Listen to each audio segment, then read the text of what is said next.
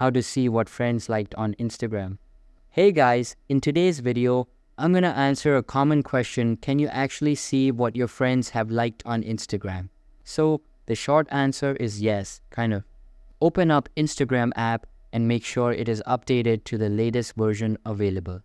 There's no dedicated section anymore where you can view every single thing a friend has liked, but Instagram does show you hints as you scroll.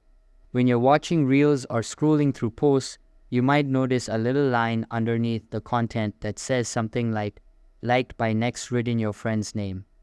That's basically how Instagram now shows you what your mutuals have liked. This works for both reels and regular posts.